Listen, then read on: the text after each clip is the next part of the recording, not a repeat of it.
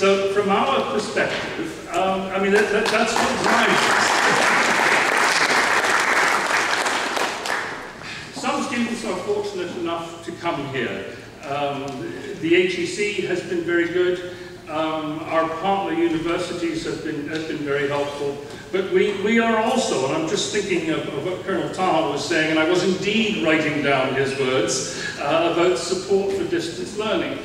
This is a university that is more serious than any other campus university in England about distance learning. We have at any one time about 6,500 students scattered around the world. Pakistan is a country in which we can do well in distance learning, and we can only do well through the notion of not us selling you something, but a partnership, and partnerships will work. And we've been talking to our partners in Varia, where I was, when was I in Varia? Last year, and in the north, in Hazara, and indeed in Sindh, all excellent universities, all quite distinctive universities. And between them, my guess is that we can offer a significant range of subjects. And this solves lots of problems. People like me are willing to go anywhere in Pakistan. Indeed, when I was there last year, I inquired about going into SWAT, but it was thought that there wouldn't be a welcoming committee for me, so I couldn't go. But some of my colleagues cannot travel, but what they can do is they can appear on a television screen, and we can video stream lectures, and they can also appear live in front of a computer after the lecture to talk to students, and some of my colleagues are willing to travel.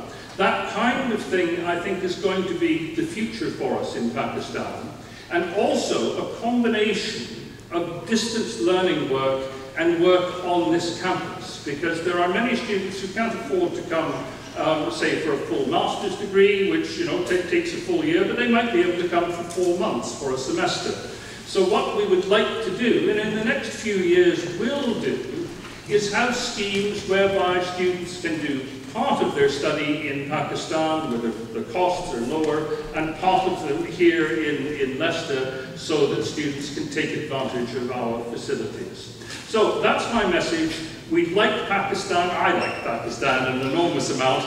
We're serious about Pakistan because it produces clever students, and that's why I'm delighted that we've been able to have this occasion today, and that we've got to meet each other. I know some of you, indeed I've met some of you in Pakistan, but these occasions are a useful kind of cement to ensure that we're listening to you, you're listening to us, and we're moving in the same direction. Shukriya.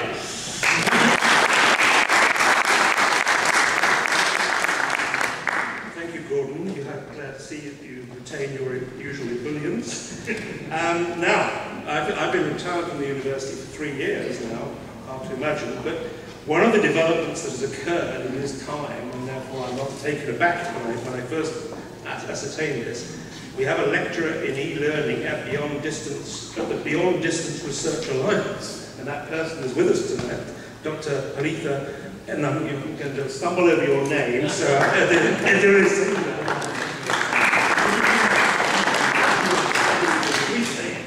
Thank you very much. Okay, very well. Thank you very much, and distinguished Mr. Chairperson and distinguished guests from the High Commission, Deputy High Commissioner and Education Head, and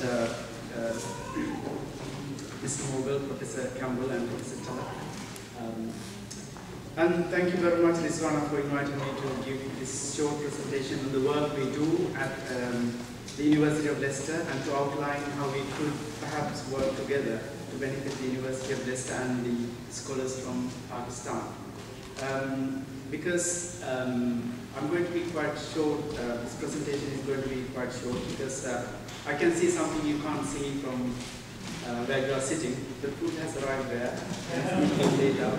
So I think you're probably ready for having a nice meal. And also the other thing I just realized was the cricket seems to be the one of the themes of today's speakers and audience as well. And I congratulate the Pakistan team for winning the 2020. And originally I was from Sri Lanka.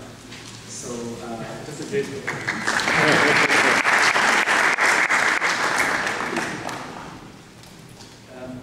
The academic unit that I'm attached to is called Beyond Distance Research Alliance. It's also difficult for us to pronounce the long name, so we call ourselves Beyond Distance, or in short, BDRA. We are located on the 18th floor of Attenborough Tower. Some of you may have visited the Attenborough Tower, perhaps when you just arrived at university. It's where you can get the best view of Leicester City and its surroundings. If no one has told you this before, and you haven't visited the 18th floor of Attenborough Tower, you should trust me and come and visit us on the 18th floor. We are a very small but core unit within the University of Leicester, established only 5 years ago with the blessings of the Vice Chancellor and the senior management of the university. Professor Jilly Salman, she is the head of our department, and she established BDRA with the Beyond Distance with the advice of the Vice Chancellor to put the Leicester on the map of e-learning and learning technologies, which she actually achieved in the short period of time. The University of Leicester has been recently awarded by European Foundation for Quality in E-Learning, an award called UNIQUE, and it's an accreditation that lasts for 3 years, from 2009 to 2012. And it's the first and the, to date, only university in the UK to receive this award. And there are 3 other universities in Europe that receive these awards. One is in Italy, the other in Spain, the last one is in Finland. But we are the only one in the UK. So according to this letter received from the organization, what it says is Leicester now belongs to a select group of leading institutions in the field of higher education, e-learning in Europe. So what we do is e-learning and using all kinds of technologies to support distance learning. I'm sure, I wasn't quite sure when I came here whether I could meet someone or some of you who might understand what I'm talking about. And actually I met one of the colleagues here who is doing something similar to what we do and would like to explore what we are doing further.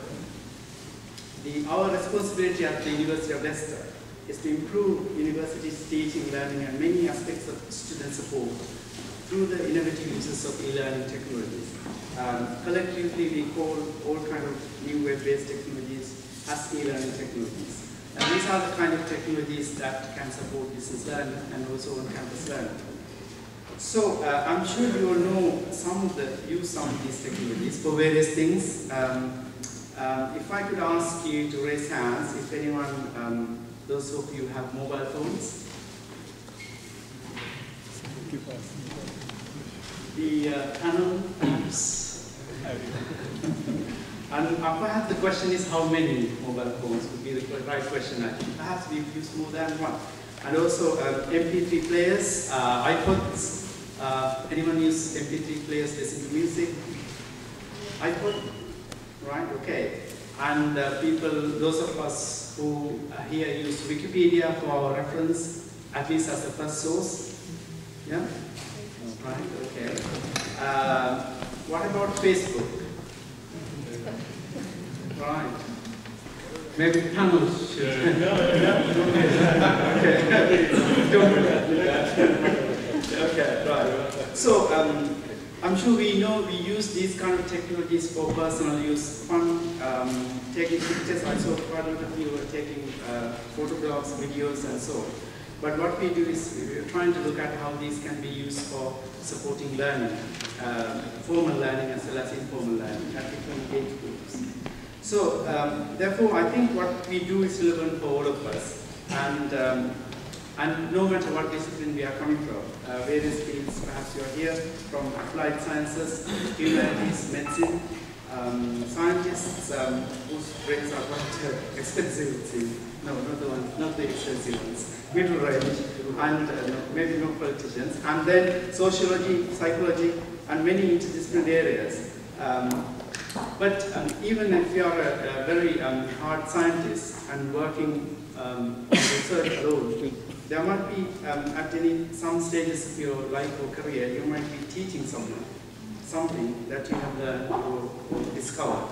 And I'm sure you agree that you want to teach it well so that whoever is learning from you understand it well and learn well.